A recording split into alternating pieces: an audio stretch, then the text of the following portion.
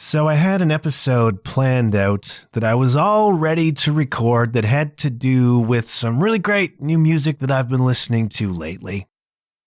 And then the news broke that Gordon Lightfoot had passed away.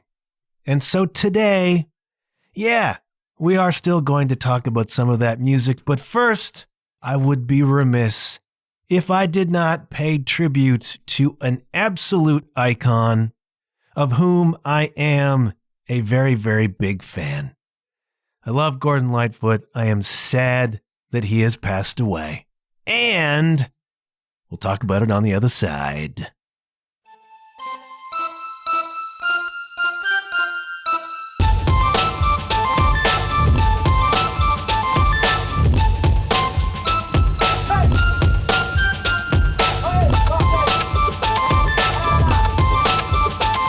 Hello, you're listening to the John Huff Podcast.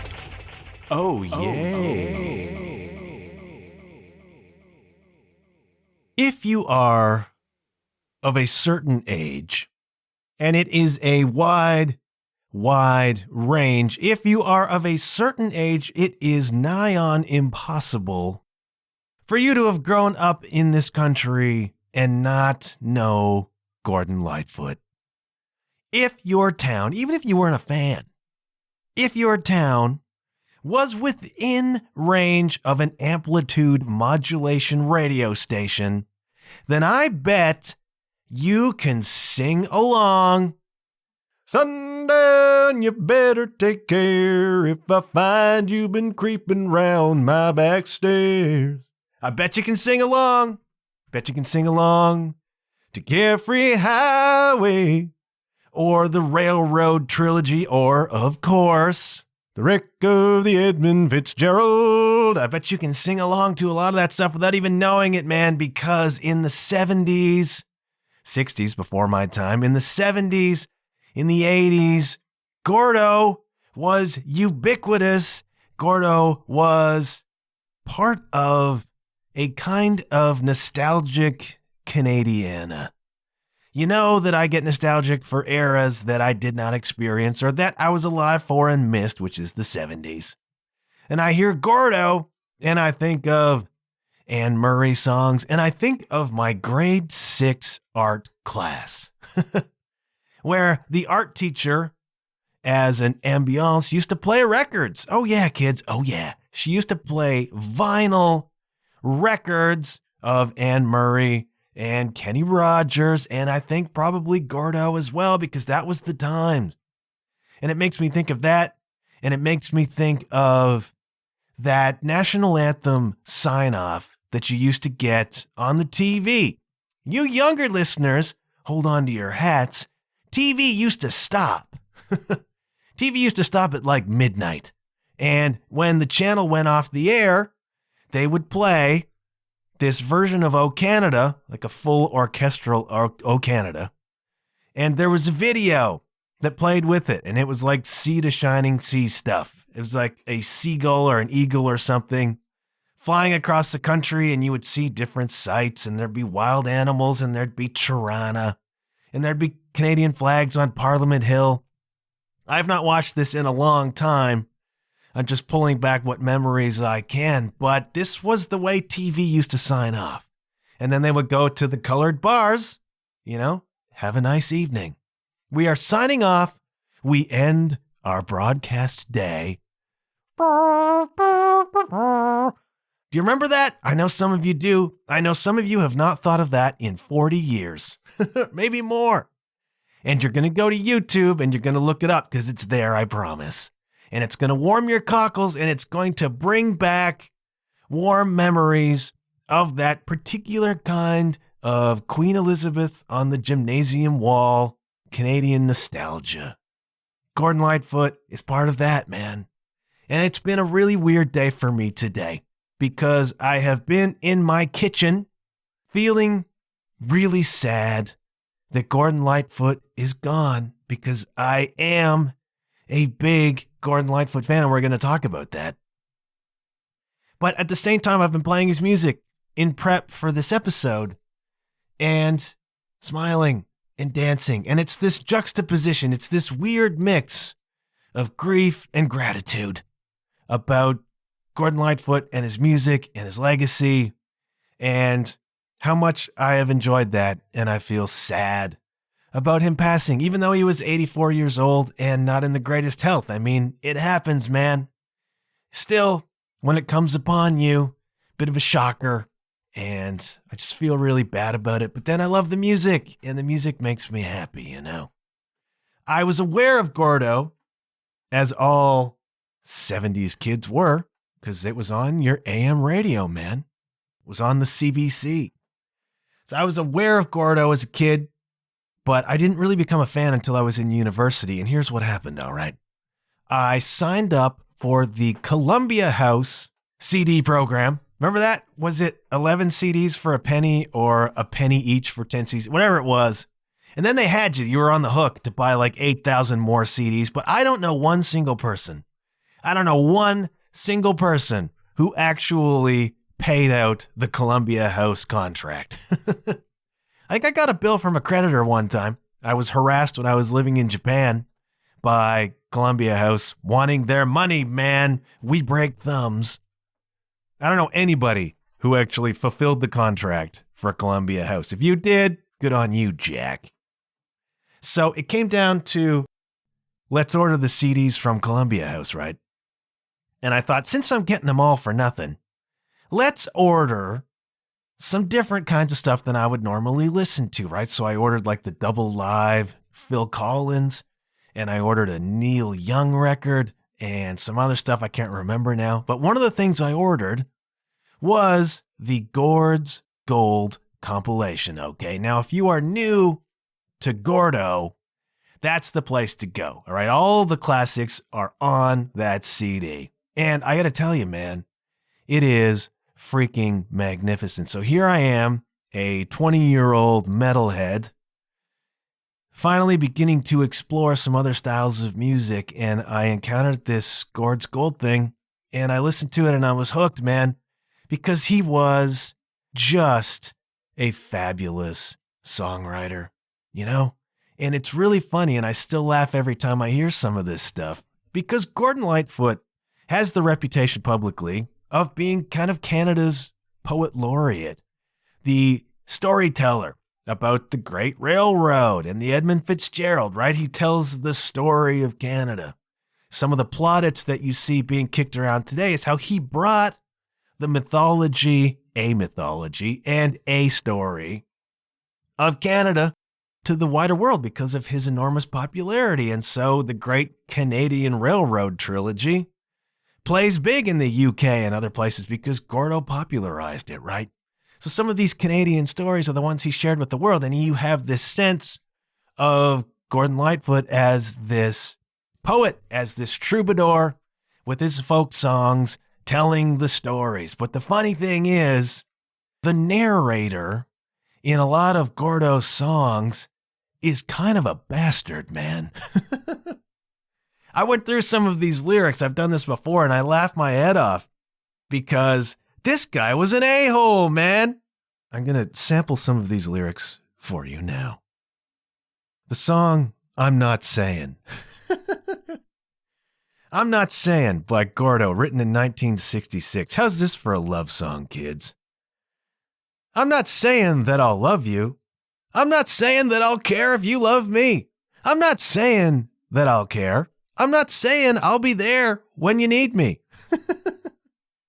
I can't give my heart to you or tell you that I'll sing your name up to the sky. I can't lay the promise down that I'll always be around when you need me. Now, I may not be alone each time you see me, along the street or in some small cafe, but still I won't deny you or mistreat you, baby, if you let me have my way. Hello, Gordo. Can't really say that, man. This guy's a bastard. I'm not saying I'll be sorry for all the things that I might say that make you cry. I can't say I'll always do the things you want me to. I'm not saying I'll be true, but I'll try. And I may not be alone each time you see me out on the street or in some small cafe. Look, lady, I'm gonna cheat on you. gonna happen, and I'm not even gonna care. But I won't hurt you. I won't beat you up or anything like that, as long as you let me have my way. This is rough stuff, man. This is the freaking 70s. And it's funny because that song I'm Not Saying is usually in a medley with Ribbon of Darkness. And that song is My Baby Left Me. And it's like, I wonder why, Jack. I'm not saying I'll give a crap if I hurt your feelings, but I'll try to be faithful. I will try. Oh, Ribbon of Darkness over me since my true love walked out the door. Well, you kind of, you reap what you sow, Gordo. But that's a great song, all right? I'm Not Saying is musically one of my favorite Gordo songs. Love that one. My favorite is Steel Rail Blues, all right? Check the lyrics on this. Check the story on this from the crooner of Canadiana. I don't even know where to start with this. Well, I got my mail late last night, a letter from a girl who found the time to write. To her lonesome boy somewhere in the night, she sent me a railroad ticket to take me to her loving arms, and the big steel rail gonna carry me home to the one I love. Let's set the scene here, all right? Dude is out in the world. Dude is broke, but he's got a lady back home what loves him, wants him to come home to see her, right? And so she paid for and sent him a train ticket to get him back home to her, okay? That's nice of her. Let's read on, shall we?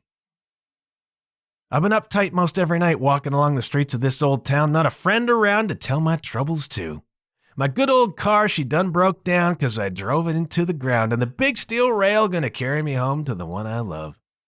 Well, man, he's down on his luck. He's broke, his car broke down, he can't get home to the one I love, so she sent him a ticket. And if you skip to the end of the song, this is what he did. Now here I am with my head in the sand, standing on the broad highway. Will you give a ride to a lonesome boy who missed the train last night? I went in town for one more round and I gambled my ticket away. And the big steel rail won't carry me home to the one I love. What a bastard! She sent you the ticket, man. And Gordo, the love of her life, or at least the narrator in this song, chooses to go in town for another drink, the old devil rum, and he gambles the train ticket away. Ribbon of darkness over me since my true love walked out the door. Oh, that ain't cool, man. And so you get a song like For Lovin' Me. That's what you get for loving me. That's what you get for loving me. Everything you had is gone, as you can see. That's what you get for loving me. I ain't the kind to hang around with any new love that I found, 'cause moving is my stock and trade. I'm moving on. I won't think of you when I'm gone. This dude is not husband material, okay?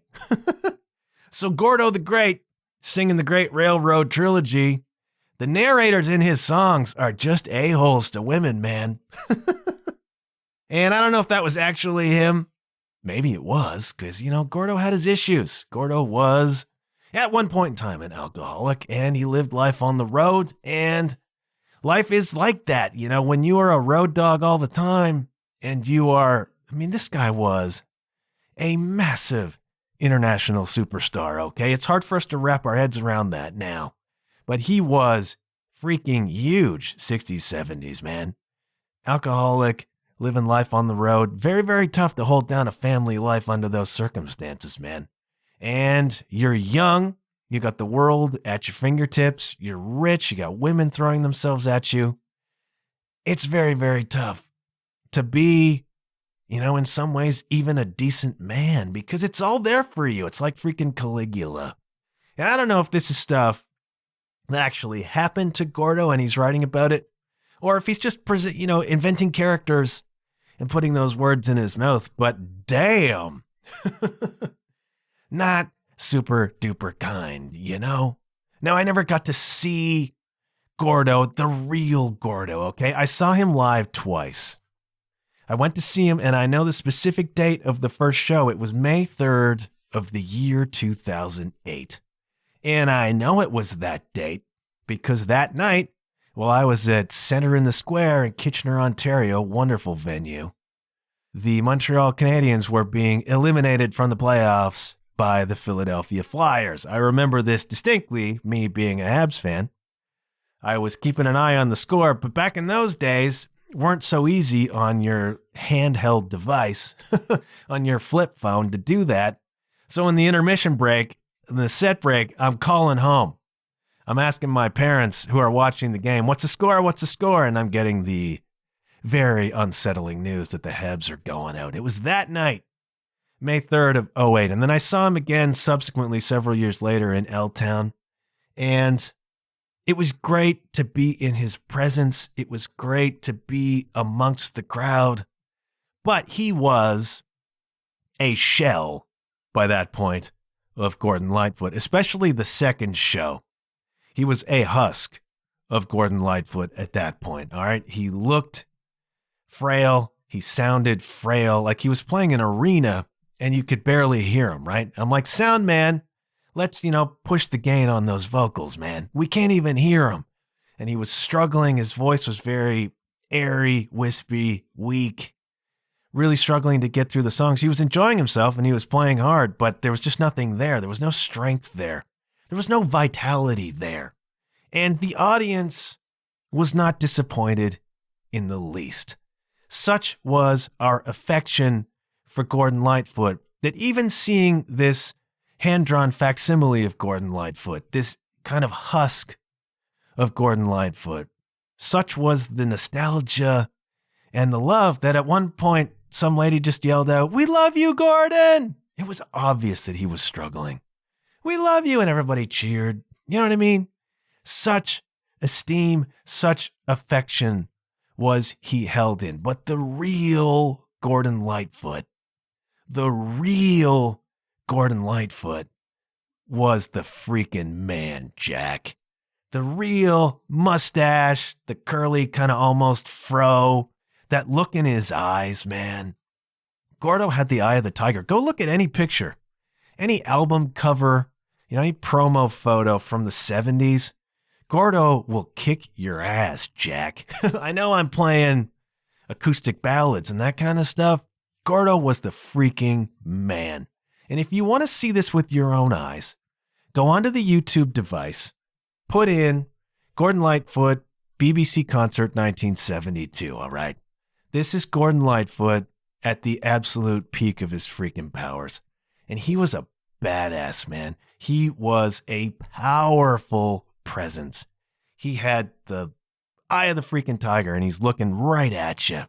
And his voice is fully there. And it is just this wonderful, full, rich, round sound, Gordo had that weird, really fast vibrato. He had an interesting style, Gordon Lightfoot. But that's the real Gordo, okay? We pay our tributes now, and we will see photos of recent Gordon Lightfoot with that kind of long, wispy, straight hair, looking a little bit sallow. He was an old man, all right? He was in his 80s. And he kept touring right up until the last freaking moment, and good for him for that. And it was wonderful to see that version of Gordon Lightfoot and to be in the presence of that Gordon Lightfoot. But the real Gordon Lightfoot, man, from the 70s is a sight to behold. So go freaking watch that, all right? Go freaking watch that. 1972, Gordon Lightfoot, BBC. Really, really great stuff. And what a writer he was. When I found out that he had passed away, this is last night, I'm recording this on Tuesday. As luck would have it, on Monday, when I would normally be recording, I was down off Essex Way, recording with Fresh Breath, working on the new Fresh Breath record. Had a really, really great time, laying down some vocals, and really, really excited about how this record is shaping up. Fresh Breath is great. And when that album comes out, we'll tell you all about it. So I was away. I was not recording on Monday. And so normally I would have had the episode done and in the can, right? And then Gordo would have died. And I was like, what do I do with that now? Do I re-record what? So I got home from that, and then news broke that Gordon Lightfoot had died. And so I was like, okay, I had plans for this episode that are going to be at least partly shelved now because we have to talk about this. And so I was beginning to think about, what am I going to say? Apart from what a bastard some of the guys in the lyrics are, what are my favorite Lightfoot songs? And there are just so many really wonderful, Gordon Lightfoot songs. I mean, some people just have a talent, and that talent has to be developed, of course. But it is innate. A talent for melody, a talent for playing the guitar, a talent for singing, a talent for writing lyrics and having things to write about and doing so eloquently. It's like, what are my favorite Gordon Lightfoot songs? There are many. I've already talked about a couple of them. Some of those bastard songs I mentioned. I love Carefree Highway. I love Sundown. I love I'm Not Saying. I love Song for a Winter's Night. And I get frustrated when I hear covers of that at Christmas time. Just play the freaking Gordo song, all right? It's not going to be topped. I love Sarah McLachlan. She's not going to top Gordo doing that song. So just play Gordo, all right? I love Summer Side of Life. Summer Side of Life is great because the one recording that I have, I assume there's more than one. The song Summer Side of Life, the backup singers in this particular version on Gord's Gold are hilarious because this one woman is singing a high note and she is just wailing, man. I don't know who mixed this record, but holy cow, she's projecting. And she's just giving her for all she's got. And I laugh every freaking time I hear it. Summer Side of Life is great. It's just one of those freaking songs, man. Minstrel of the Dawn. Beautiful, beautiful song. And of course, we love the Edmund Fitzgerald. We love the Railway Trilogy. Those are not my favorite songs, but we love them. Those ones I've mentioned. But you know what, for me, as much as he gets plaudits for particularly Edmund Fitzgerald and the Railway Trilogy, I think Gordon Lightfoot's masterpiece is If You Could Read My Mind. I've not listened since the news of his passing to If You Could Read My Mind because it's just too sad for me because I think that's the one. And if it wasn't such a sad tune, I would karaoke that song. But when you're at the resort and you bust out, you know, some girl comes up and tries to sing, I Like Big Butts. And then you follow that with If You Could Read My Mind, just going to bring down the whole resort, man. So I probably will never karaoke that song, but If You Could Read My Mind by Gordon Lightfoot is one of the all-time greats. It's an absolutely, aesthetically, musically, an absolutely beautiful song. It's a beautiful song, and it's so sentimental and wispy and sad. You know, he was capable of That's What You Get for Loving Me, but he was also capable of such tenderness, you know? If you could read my mind, love, what a tale my thoughts could tell, just like an old-time movie about a ghost from a wishing well. In a castle dark or a fortress strong with chains upon my feet. But stories always end. And if you read between the lines, you'll know that I'm just trying to understand the feelings that you lack. I never thought I could feel this way, and I've got to say that I just don't get it. I don't know where we went wrong, but the feeling's gone, and I just can't get it back. I'm getting misty over here. I don't know where we went wrong, but the feeling's gone, and I just can't get it back. It's so tender, you know? It's so freaking honest. And it's so beautiful. And it's such poetry. And I think that is just one of the great songs ever written. And I love the Railroad Trilogy, but If You Could Read My Mind is just so freaking tender. Did I hear a dance remix of that song one time? And if I did, I'm pretty sure I shouted the word sacrilege and was tempted to drive my car through the lobby of the radio station. Gordon freaking Lightfoot, man. If you have not dug deep on Gordo,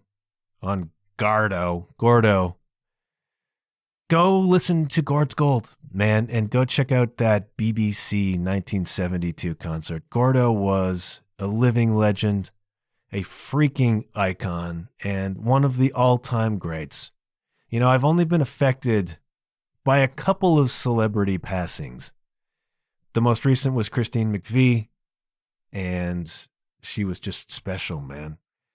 And now we have Gordon Lightfoot, and it just really sucks. But it doesn't. He's an 84-year-old man, all right? 84-year-old men pass away, but that guy leaves behind him a legacy that is only rarely paralleled, you know? And he wrote some of my favorite songs, and I bet he wrote some of your favorite songs too. So take time this week, take an hour this week, put on some Gordon Lightfoot. Go watch that BBC thing, man, because Gordo at his best, peak Gordo in his freaking prime, was the freaking man. And we mourn the passing. And that, I think, provides an excellent segue into the Patreon plug. We need to lift the mood, all right? Nothing like a little shopping to lift the mood. And you can shop, in a sense, and support this podcast at the same time. I have a Patreon page. It is patreon.com/JohnHuffPodcast. If you have listened before, you know the deal, man. Do not want to do ad reads on this show. Do not want ads running all over the freaking podcast. That drives me crazy when I hear it. So I have opted to go through Patreon as a method of supporting the show because Patreon is voluntary. You are not obligated to it. But if you enjoy what I'm doing here, if you are receiving some comfort, some education, some access to new music, if you are enjoying the podcast, if you are being entertained, please consider paying me for the work that I'm doing. Please consider supporting the show via Patreon. I have one tier of membership. It is $5 a month. It is the price of maybe a cup and a half of coffee. You know, you can think of it, I always say this, as tipping me $1.25 for each episode I do. If you think what I'm delivering here is worth $1 to you every week, then please consider patreon.com/JohnHuffPodcast. Of course, you are under no obligation. If you can't do that, if you don't want to do that, if you can't afford to do that, that's cool, man. The show will remain free and accessible where you enjoy fine podcasts, but I would certainly appreciate your support, to help me focus a little even more on what I'm doing here. If I can turn this into, more of an income generator, then I can devote more time to it, and that's cool, man. We all just get better together. It is patreon.com/JohnHuffPodcast. I greatly appreciate everyone who has signed up to do that so far. Thank you so much. And if you enjoy the show, please consider doing that. I would greatly appreciate that too. Don't want to do that? That's okay. As I'm discovering, word of mouth is the best podcast advertising. This is I've tried a lot of different methods to try and get the show in front of people. Most of them don't do much, but I've found that word of mouth really helps. If you are an authority, if you are a credible source for the people around you of quality family entertainment, then please consider telling them about this podcast. All right, if you know people who like podcasts, please tip them off to my show. Please share these episodes, Word of mouth, grassroots. It actually really does work. You know what else works? Ratings and reviews. I've mentioned this before. It takes literally 1 second to drop a 5-star rating on your preferred podcast platform. It takes 30 seconds to write a little review that says, hey, I enjoy what this guy does. I like the positive talk. I like learning about new music. I like learning about some arcane history. Please follow the show. It's really great. And he may be a living God among men. That's optional. All right. I appreciate those who have done that as well. Thank you. Follow me on the socials, John Huff Podcast, Instagram, Facebook, TikTok, etc. Please follow along. I post stuff there that's interesting, all right? That goes beyond the show or is an accessory to the program. I post stuff there, and you can share stuff from those sites. And, together we can build this into a thing that may eventually result in world domination. And if you get in on the ground floor, I might have a cabinet position for you. Patreon.com/JohnHuffPodcast, and thank you very kindly for it. This whole episode was going to be about some really great music that I heard this week. And I think we need a lift. If you're as bummed out about Gordon Lightfoot as I am, I have for you the absolute freaking cure. Now, the question for you, as we go into this next segment is, was your youth lived in a perpetual summertime? Think long and hard about that. When you think back to being 15 years old, let's say, do you imagine it's summertime?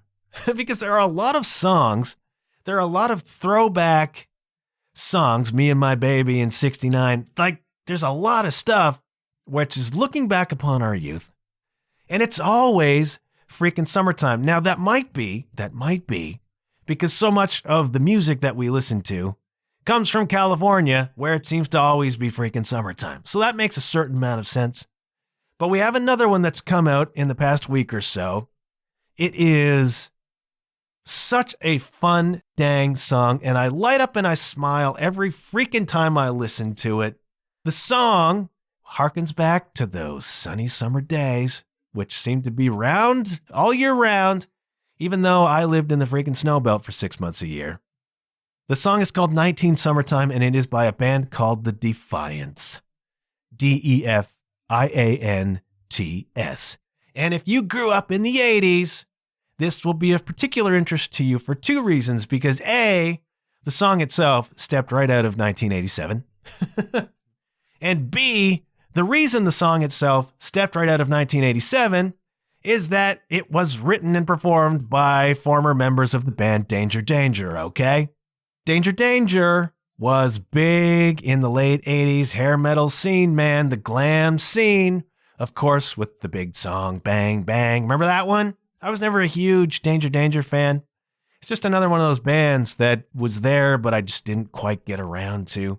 But I knew some of the stuff, and Danger Danger was a big deal, man. And so several members of that band, including the Canadian vocalist, Paul Lane the Great, who was in Danger Danger, but not, as I remember, in the actual heyday. He came along mid-90s. Like, Danger Danger is one of the bands that kind of hung around. Some lineup changes, they may have disappeared here and there at times, but more or less hung around. Paul Lane came along in the 90s after the big glam bang bang heyday. But great freaking singer.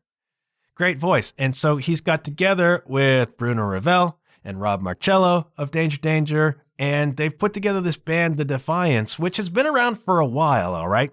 Dropped a self-titled debut in 2015.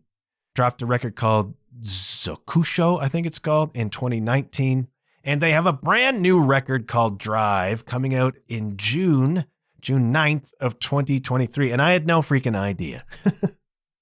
I had no freaking idea that this band existed, but now I'm really glad they do. YouTube's algorithm is really twigging to what I'm into listening to these days, man. And this song, 19 Summertime, is exactly what you think it is. It's a Nelson song. It's a Bon Jovi song. Paul Lane sings great on it. It is a big 80s anthemic chorus. It is all sunshine and summertime. People in the YouTube comments are already like, this is the song of summer 2023. If we scaled back the clock to the year 1987, this would be the one on the radio, man. Keyboards, big guitars, big chorus. It's such a great song. This song makes me so happy. Man, sounds a bit like Autograph. It's just one of those 1980s hard rock, synthesizer, guitar solo, big chorus rock tunes, man. I wrote in my notes, it's catchy as hell. And it is catchy as hell. Do you remember? I've been thinking about this. I do remember my youth as a perpetual summertime. Isn't that weird? And it harkens back to memories for me of summertime. School's out, and I'm working at the freaking grocery store, and the store closes at 9. We pack up. We're out of there by 9:30, and then off we go out into the night to do whatever. Meet where my buddy is working at Subway. A bunch of us filtering in from wherever we've been working that evening on a Friday night, hanging out at the Subway restaurant. It's always summertime. And I think, now that I think more closely about it, I think when we think back to our youth, when we think back to our teenage years, the freaking last thing we want to think about is school. I don't want to think about freaking high school. I do want to think about Summertime when school wasn't happening. And so maybe that's why all of the memories are of sunshine and summertime and the beach, man. Because I sure as H don't want to remember freaking science class, right? Who cares? I hated it, all of it, right? With the possible exception of history and music class. But doesn't mean I want to sit and think about it. Doesn't mean I want to sit and think about our stage band arrangement of Metallica's Enter Sandman, upon which I played the first trumpet. Don't want to think about that, man. Want to think about summertime. And maybe that's why. Maybe that's why all of our memories are framed in the summertime of our youth. And this song is one of those, 19 Summertime. It's like I lost my baby. If I remember back when you were mine in 19 Summertime. And then I stop and I'm like, you know, Pauline, you're in your 50s. I don't know if you really want baby back or not. She's like a grandma now. And there's nothing wrong with that. But it's like, have you Facebook creeped her at least? You know, has she got her stuff together? I don't know. You look nostalgically back upon the high school girlfriend that you lost and what might have been. And what might have been might not be all that great, man. But I guess it's nice to look back with nostalgia and remember when we had the world at our fingertips, just like Gordo. And the future was bright. And it was all about romances and broken hearts. And I didn't have any of that because I didn't have any romances. But I was peripheral to people who did. And it looked like there was a lot of broken hearts, you know? That sense of being carefree, young, wild. It was all a freaking illusion, but you look back at it now and you're like, yeah, I miss those days. But the truth is, I don't really miss those days. I don't miss being a dumbass, jerky, freaking teenager. I don't want to go back to that. Do not want to go back to that. But if you're a song like this and you're being a kind of nouveau 80s rock song, then it's kind of got to be about, you know, your high school girlfriend in the summertime. And then this video has a bunch of teenagers in it, like modern teenagers. And they're all riding around on skateboards and stuff and doing goofy teenager stuff like we might have done in the 80s. I don't think the video is representative. I don't think it's representative of modern teenagers, whereby me and my lady and our friends would be sitting on a couch somewhere looking at our freaking phones. These kids aren't doing that. They're actually out in the sunshine, and it's not even like freaking them out. What is that ball in the sky? Normally I'm inside. It's not like that. They're out skateboarding and doing, you know, they're riding around in shopping carts and that kind of unruly, ill-disciplined teenage behavior that we used to do back in the 80s. And I laugh to myself and I think, all right, these kids got cast in this video. Do you think they like the song? You think they're into the song and they're into this video? I wonder, man, because there ain't no rap in it. There ain't no rap and there ain't nothing gratuitous or explicit. And I think that's what all the music is nowadays. So I don't know, man. Taylor Swift isn't even involved. And yet here's these kids. Maybe, just maybe, I'm beginning to show my age and cynicism. But all of that gets washed away when I listen to 19 Summertime by The Defiants. What a great freaking song. Man, if you grew up when I grew up and you miss those days and you just want to freaking smile and sing a big chorus with whoa-whoas and na-nas like Bon Jovi or something, this is the song.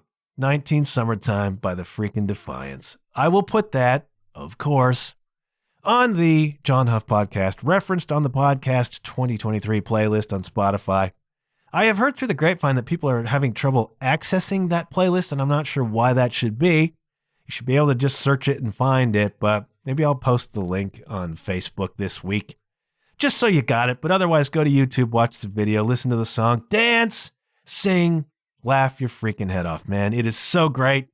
It is so great. I love that song. I love the vibe. And it's good. Like, it's so catchy, man. It's not like it's just this straight up nostalgia trip. It's a great song for what it is. It's a great party. Summertime. I lost my baby. Wasn't life grand back in the sunshine? It's one of those tunes. It's exactly what you think it is. and it's freaking fabulous. I love that song. It's one of my favorite songs of the year so far. Oh yeah, I said it, man. I'm reaching that age. All right, they tell you as you get older that you give less and less of an F about what people think about you. Beginning to happen, all right? I like this song a freaking lot. It is an 80s glam rock, hard rock, freaking summertime song, and I think it's awesome. Now, there's another one for those of you who are just a little too cool for that scene. And if you are, you better check yourself, Jack. There's another song that I heard this week that is in contention maybe for Song of the Year for me. I know we're only in May, and 19 Summertime is also in contention, by the way. But this one throws back even further to like the 70s for me. And this is a song by an Austrian band called Road Wolf, and the tune is called Supernatural, all right?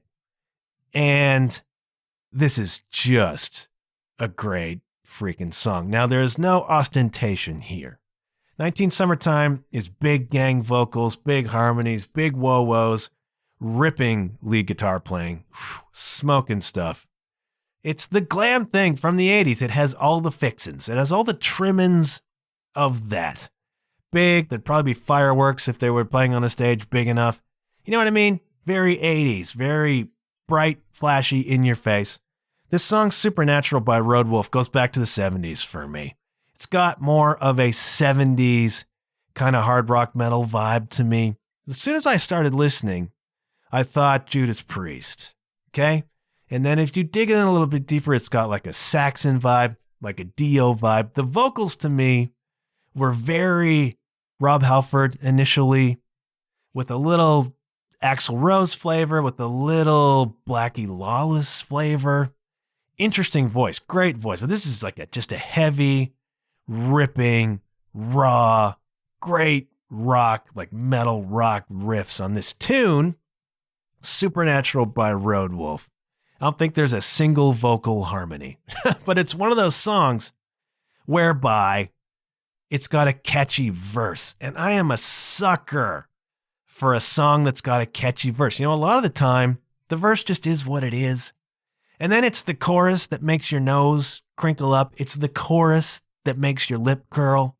In this song, the verses make your lip curl. You are air guitaring. You're just like digging in to the groove on this song and this sort of riff that just rocks. Fabulous freaking guitar tones. Again, no ostentation. Guitar, bass, drums, singer. And we're just going to crush your freaking skull in with this stuff, man. I wrote down that it's groovy, but it's still got this rocking riff. No ostentation, man. Simple rock and roll and some great lead guitar playing. You know, this is the mark of rock and roll. Rock and roll is guitar music, man. And fundamental to that is the lead guitar. So there's a lot of solos. 19 Summertime, crushing. This tune by Road Wolf, great, great, great lead playing. And they have a record coming out called Midnight Lightning. How freaking rock and roll is that? Midnight Lightning by Road Wolf, man. You know what you are getting into. You're getting into some heavy, groovy, but super catchy stuff here, man. It is so cool. And I'm looking forward to this record. It's coming out this month. Wow. And I can describe the sound by describing the appearance of the band. So I saw some live shots, right? And what we got is long hair, some facial hair, denim vests, and I saw somebody with a flying V guitar. Then I saw some promotional shots. Again, long hair, facial hair, it's like some scruff, you know, maybe a beard. Leather jackets, like the freaking Ramones. Jeans. You know what you're getting into, man. This is a no-frills, 70s inspired, heavy rock band. So if you are into Dio or Saxon or Sabbath, some early Priest, this is the stuff, man. Road Wolf from Austria. This is a great song. One of my favorite songs of the year so far. I freaking love it. I really do. Supernatural by Road Wolf. And listen to that. Like, turn it up loud. Dig in to the verses. Just the way the melody works, the way the chord progressions work, the way this cat is singing. Great voice, catchy verses, and then the chorus is almost pulled back a little bit. She's supernatural, and you go on YouTube, you'll see it.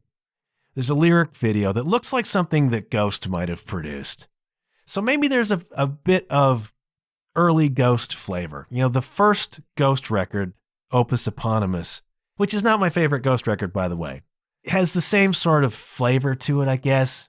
Kind of a throwback 70s, almost stoner vibe to it, like Deep Purple, something like that. This throws back to that a little bit as well. And then this lyric video looks like a Ghost lyric video. It's got like weird color. It's an illustration, not cartoon, but it's animated. And it's like this nun with a necklace of skulls and there are bats flying around her. It's very Ghost, man. It's very dark, a little bit satanic, but it's about this girl being supernatural. Man, it's still written about a lady.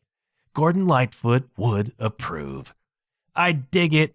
Road Wolf, great freaking band. I'm looking forward to this record because I want to hear what else there is. It often happens that I hear the new single from the album, whatever it is, and I'm like, this crushes. I love this. And then you go listen to the record and nothing else holds up, which is why you release it as a single, by the way, especially pre-album release.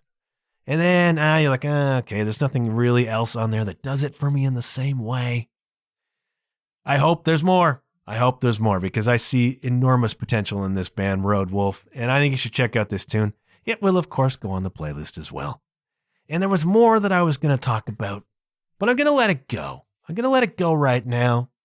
I did attend the Blind Boy live podcast taping in Toronto last week. I had mentioned that he was coming. I had not mentioned that I was going. So I attended that.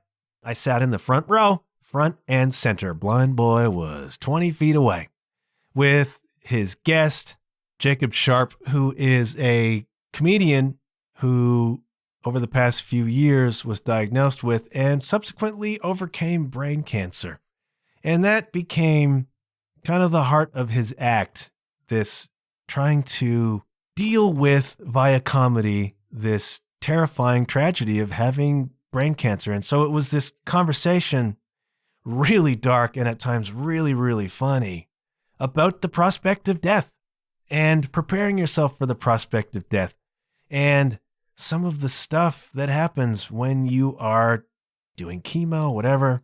Kind of cathartic and dark, but really, really funny as well. Some interesting perspective on simple mortality. And it was just fabulous for me to be sitting 20 feet from Blind Boy. He's got the bag on his head. He's doing the whole thing. And it's really kind of surreal. For me, it's like rock star stuff. He is my favorite podcaster. And I never dreamed that I would be, in the same room as this cat. But he's grown his show to the level where he can be from Ireland and sell out the Opera House in Toronto. Full of Irish expats, by the way. That was compelling. As were the $11 rail drinks at the bar. Went up, we had some time, we were there early, which is why I was front and center. And so I went to the bar, we'll get ourselves a little libation, loosen up for the evening. So, a little whiskey for me, little tequila for the lady, $22. Wowzers, It harkened back to the War on Drugs show last summer, whereby I ordered a couple of cans of cider, retail price $3.95. And the girl said to me, okay, that'll be $30, please. What? I'm getting tired of being gouged at places just because they can. And they don't put up the prices. So you've already ordered the freaking drinks, and then they hit you with, where would you like to take out the next mortgage on your house? Bothers me that people are just getting gouged everywhere. I don't want to go into it. I don't want to take this off the rails, 19 summertime. We're all happy and it's going to be okay. But attending that taping was really, really instructional. It was cool to just be there. The Opera House is such a great venue. It's really awesome. And it was sold out, man. It was packed out jack. But I got a sense of how a live podcast event can work, and I would really like to do it. I don't know if anybody would come, but I would really like to do it. So I was there on a fact-finding mission. and to simply watch Blind Boy do what he does. It was really, really freaking cool. I could say more about that, but I'm not gonna. He did, and this is, the word of mouth thing I was just talking about. I posted, of course, on Instagram about being there with photos. Blind Boy added my story to his story, and it was just compelling how many people came to my profile page just off of him putting me in his stories, and that was a treat, by the way. And so it's like, this is how it works, Word of mouth gets way more attention than me taking out an ad or boosting a post, which I've done, and then 200 bots like it, and you're like, hey, we did something, but it's like none of those people were real. Which is why, again, sharing these episodes is much more helpful to me than me taking out ads that AIs respond to. You know what I mean? Great seeing that. And maybe I'll talk more about it. If you have questions about it, about live podcasting, about that particular event, whatever, shoot them my way. Go to john-huff.com/contact. You can send me a missive that way or via the various social feeds. That was really cool anyways. I'm not going to belabor it. I'm not going to talk too much more about it, except it was really an interesting evening. And it inspires me, man. It inspires me to keep trying to grow this show and to maybe get into doing some live events somewhere down the line. We need inspiration, kids. And you get that from looking at people who are doing it. Looking at people who are doing whatever it is you want to do, man. Especially if they come from the kind of environment you come from. Now, Blind Boy and I do not come from the same environment. But whatever it is you're trying to do that you think is impossible, take a look around, man. Somebody's doing it. And you can draw inspiration from that. And so I recommend you put yourself in the room with those people if you possibly can. Get proximity to it, Blind Boy, with the bag on his head, is not real until he is. You know what I mean? He's not real until he's sitting in the room right in front of you doing what he does. And it's like, whoa, wait a minute. This is a real person. And that voice that I've been hearing in my head for the past couple of years since I've been listening to his show every week, that's not some sort of amorphous thing. That is not an unreal thing. It's a real person. There he is. And I've heard him do all of this stuff of his own volition. He does not have a team. He does not have a producer or anything like that. He does it all himself, just like me. And it's like, if he can do it, why can't we? Well, one reason is he's smarter than me. But I'm doing what I do, all right? It was the same thing as when I interviewed Andrew Mangan from the Ars blog. And to suddenly have that voice that's been in my head for years addressing me, it was freaking wild, man. It was really, really cool. So put yourself in the room. Put yourself in the room with people who are doing what you want to do. See how tangible they are. See how real it is and how possible it is, man. And while you're getting ready to do that, go listen to 19 Summertime. Go listen to Road Wolf, Supernatural, and for crying out effing loud, go listen to some Gordon Lightfoot, all right? I want to thank you for hanging this far. I want to thank you for your support these many years. I will be back next week with something. I don't know what, but something. Until then, I want you to remember that good things happen when you put yourself out there. And hey, kids, I'll check you later. Yeah.